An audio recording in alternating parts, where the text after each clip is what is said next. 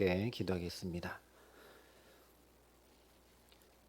사랑과 은혜가 풍성하신 아버지 하나님, 오늘도 이 귀하고 복된 새날 우리에게 진리의 빛을 비춰주시기를 간절히 소원합니다. 주의 진리로 우리를 붙들고 이끌어 주셔서 오늘 이 하루도 생명길로 행할 수 있도록 은총을 더하여 주시며, 주님 말씀하신 대로 구별된 거룩한 삶을 주와 동행하며 살아감에 부족함이 없도록 우리 가운데 함께하여 주시옵소서. 이 시간 그 주의 말씀을 기다리고 사모하며 엎드려 나아가오니 성령으로 우리에게 역사하여 주셔서 이 말씀이 내게 주시는 말씀, 생명의 말씀, 나를 붙들어 세상과 구별되게 하는 복된 말씀으로 역사할 수 있도록 이 시간 우리 가운데 성령으로 함께하여 주시옵소서. 감사를 드리며 예수님 이름으로 기도합니다. 아멘. 오늘 우리에게 주시는 하나님 말씀은 출애굽기 22장 16절부터 31절까지 말씀입니다. 출애굽기 22장 16절부터 31절까지 말씀입니다.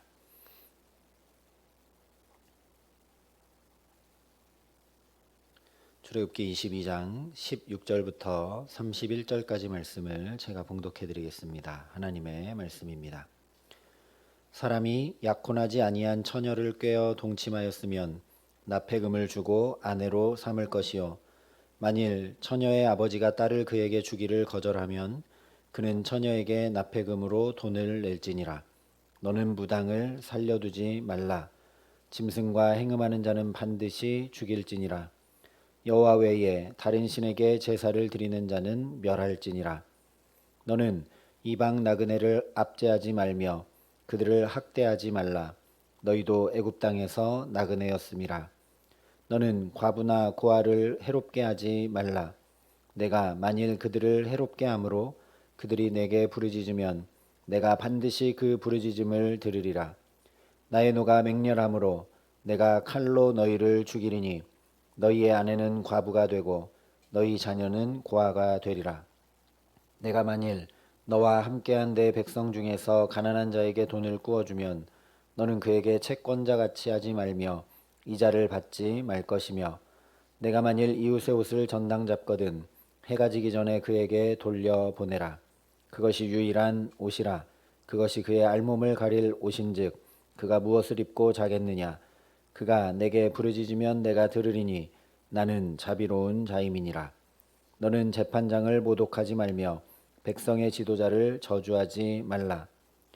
너는 내가 추수한 것과 내가 짜낸 즙을 바치기를 더디하지 말지며 내 처음 난 아들을 내게 줄지며 내 소와 양도 그와 같이 하되 이레 동안 어미와 함께 있게 하다가 여드레 만에 내게 줄지니라. 너희는 내게 거룩한 사람이 될지니 들에서 짐승에게 찢긴 동물의 고기를 먹지 말고 그것을 개에게 던질지니라. 아멘. 앞선 21장부터 오늘 22장 내용 앞쪽까지는 10계명에 말씀했던 각 계명들을 구체적 상황 속에서 우리가 어떻게 적용하며 살 것인지에 대한 규범들을 말씀했습니다. 오늘 16절 이하의 말씀은 한 가지 계명에 대한 구체적 규범이라기보다는 10계명 전체의 근본 정신, 하나님을 사랑하고 이웃을 사랑하라는 정신을 다시 일깨우는 말씀입니다. 달리 말하면 19장에서 신의 산 언약을 맺으면서 너희가 내게 대하여 제사장 나라가 되며 거룩한 백성이 되리라 하셨던 대로 살아가는 것이 어떤 것인지를 말씀하는 것입니다. 그래서 오늘 22장을 마무리하면서 31절에 너희는 내게 거룩한 사람이 될지니 라고 말씀을 합니다.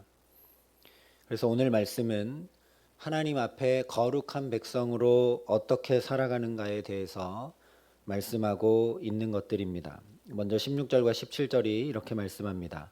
사람이 약혼하지 아니한 처녀를 꾀어 동침하였으면 납폐금을 주고 아내로 삼을 것이요, 만일 처녀의 아버지가 딸을 그에게 주기를 거절하면 그는 처녀에게 납폐금으로 돈을 낼지니라.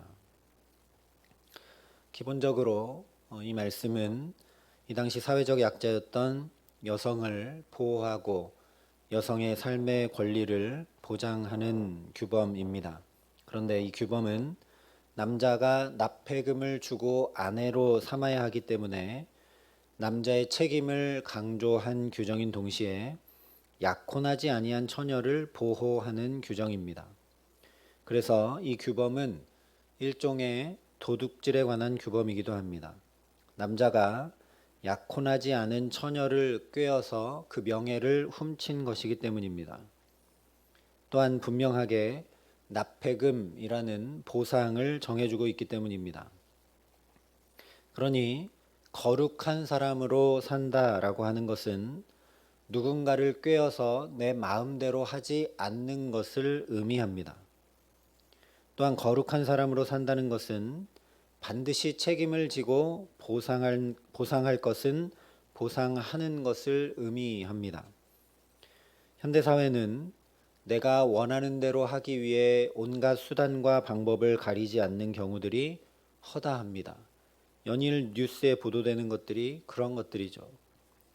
또한 책임을 회피하고 마땅한 보상조차 하지 않으려 하는 일들도 우리가 많이 보게 됩니다. 이런 세상을 본받지 않는 것이 바로 거룩한 사람으로 사는 것이라는 말씀입니다. 내가 원하는 대로 하려고 온갖 수단과 방법을 가리지 않는 것이 아니라 하나님의 말씀이 지시하는 것을 행하며 사는 것, 또한 내게 맡겨주신 책무와 직임을 회피하는 것이 아니라 충성을 다해 감당하는 것, 또한 내가 보상해야 될 일이 있다면 마땅한 것들로 보상하고 갚는 것, 이것이 바로 거룩한 사람으로 사는 것이라는 말씀입니다. 또한 18절부터 20절에 이렇게 말씀합니다. 너는 무당을 살려두지 말라. 짐승과 행음하는 자는 반드시 죽일지니라. 여호와 외에 다른 신에게 제사를 드리는 자는 멸할지니라. 이 세 절에 말씀하고 있는 것들은 우상 숭배와 관련된 규범들입니다. 무당은 일반적으로 점쟁이이지만 더 나아가 결과를 바꾸려고 주문을 외우는 자, 피조물의 형태를 조작하는 자라는 의미가 거기 담겨 있습니다. 그래서 성경에는 복술자라고도 말씀을 했는데 이들은 이런 일들을 행해서 사람들을 영적인 무지에 빠뜨립니다. 또한 하나님을 멀리하게 하는 우상 숭배자가 되도록 해서 결과적으로는 하나님의 거룩한 공동체를 죄로 물들게 하고 무너뜨리기 때문에 이들을 살려두지 말라 말씀하신 것입니다. 짐승과 행음하는 참람한 일은 학자들에 의하면 애굽에서 우상 숭배의 종교 의식 중의 하나로 실시되었었다고 합니다. 그러니 당연히 우상 숭배자의 처벌을 받는 것입니다. 그 무엇보다 이것은 하나님의 존귀한 형상을 한갓 짐승의 형상과 같은 것으로 치부해버리는 행악 중에 행악이기 때문에 반드시 죽이라 말씀하신 것입니다. 그래서 곧바로 20절에 단도직입적으로 여호와 외에 다른 신에게 제사를 드리는 자는 멸하라고 분명하게 말씀합니다. 근데 우리가 생각해야 할 것은 왜 이런 우상 숭배에 빠지게 되고 왜 이런 참람한 행음과 행악으로 치닫게 되는가, 그 이유입니다.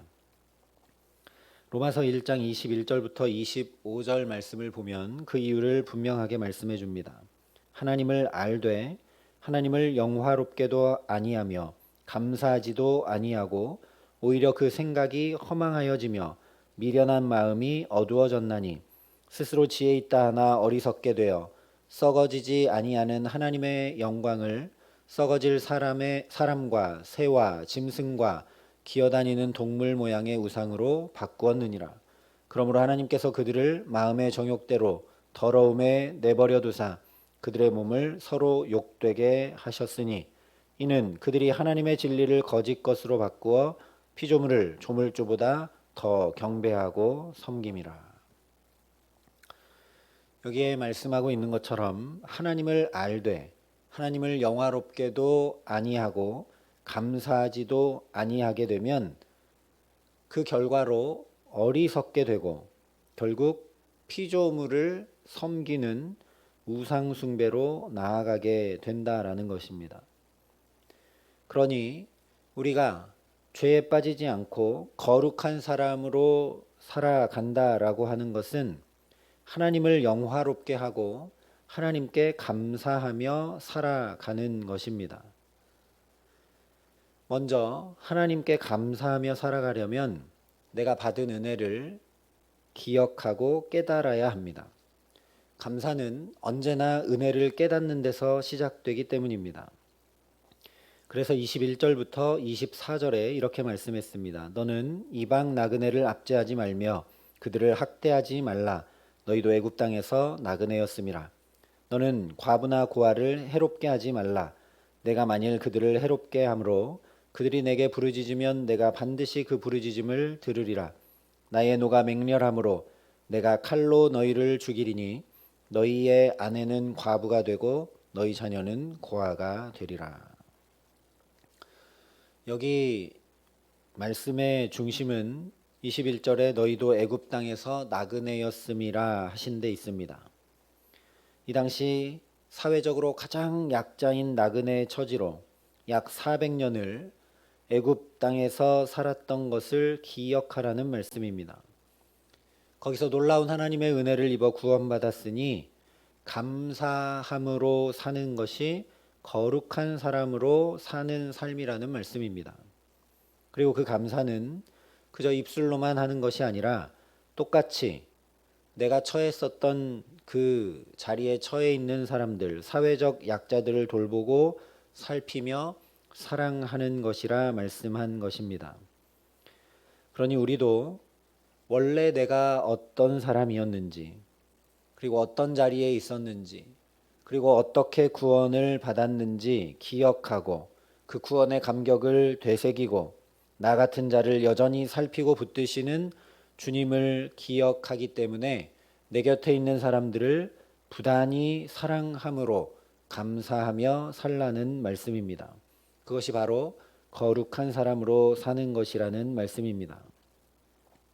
또한 하나님을 영화롭게 하며 사는 것이 거룩한 삶인데 예수님께서 요한복음 15장에 어떻게 해야 하나님을 영화롭게 하나님께 영광 돌리며 살 수 있는지 이렇게 말씀해 주셨습니다. 나는 포도나무요 너희는 가지라. 그가 내 안에 내가 그 안에 거하면 사람이 열매를 많이 맺나니 나를 떠나서는 너희가 아무것도 할 수 없음이라. 너희가 열매를 많이 맺으면 내 아버지께서 영광을 받으실 것이요 너희는 내 제자가 되리라. 예수님께서 말씀해 주신 대로 주님 안에 거하는 것이 열매를 많이 맺는 것이고 열매를 그렇게 많이 맺으면 하나님께서 영광을 받으신다 말씀하셨습니다. 그러니 우리가 부단히 주님 안에 거하는 것이 곧 하나님께 영광 돌리는 것이고 그것이 거룩한 사람으로 사는 것이죠. 주님 안에 거한다는 것은 주님께서 행하신 것을 나도 행함으로 동참하며 경험하고 함께 하는 것입니다. 그래서 25절부터 31절까지 어떻게 주의 행하심에 동참하게 되는지를 구체적 사례들로 말씀해 줍니다. 그래서 이 말씀들의 중심은 바로 27절에 나는 자비로운 자임이라 하신 말씀입니다. 하나님이 자비하신 분이기 때문에 우리도 자비를 베풀며 사는 것이 곧 주님 안에 거하는 것이고 주님의 일에 동참하는 것이고 주님과 함께 하는 것이며 그것을 통해 하나님이 영광 받으신다라는 겁니다. 내가 하나님의 자비를 입어서 갚을 수 없는 죄의 빚에서 탕감받고 자유를 얻었으니 나도 용서하고 나도 자비를 베풀고 나도 긍휼을 베풀며 사는 것이 곧 거룩한 삶을 사는 것이라는 말씀입니다. 그래서 예수님도 누가복음 6장에 너희 아버지의 자비로우심 같이 너희도 자비로운 자가 되라 말씀하신 것입니다.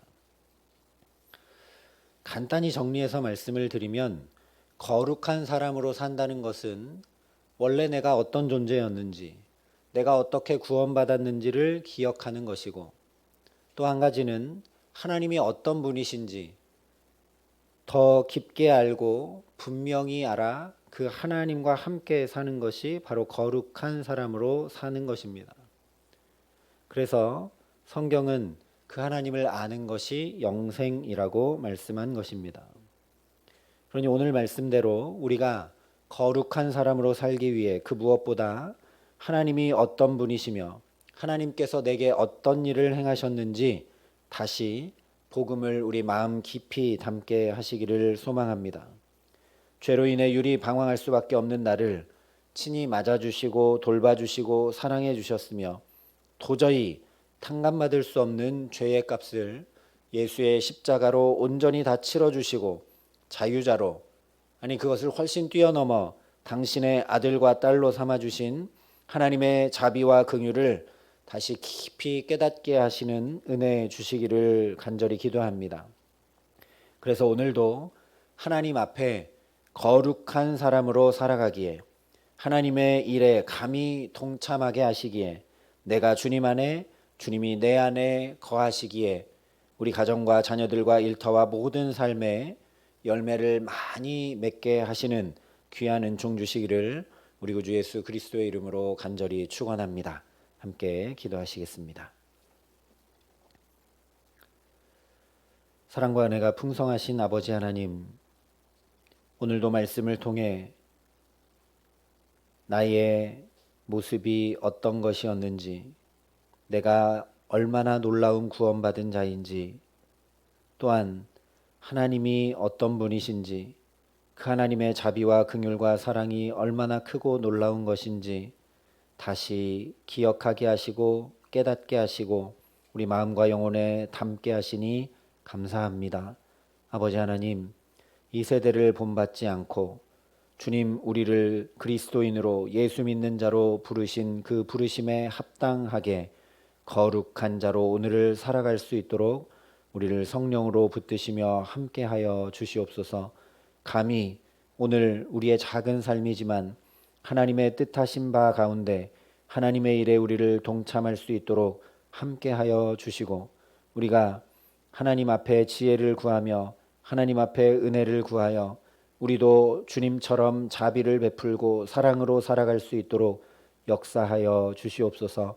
그래서 주님 말씀하신 그대로 그렇게 우리가 주님 안에 거하기에 주께서 맺게 하시는 아름다운 열매들이 우리 가정과 자녀들과 일터와 모든 삶에 많이 맺히게 하여 주셔서 정말 하나님께 영광 돌리는 우리 모든 삶이 될 수 있도록 우리를 축복하시고 함께하여 주시옵소서.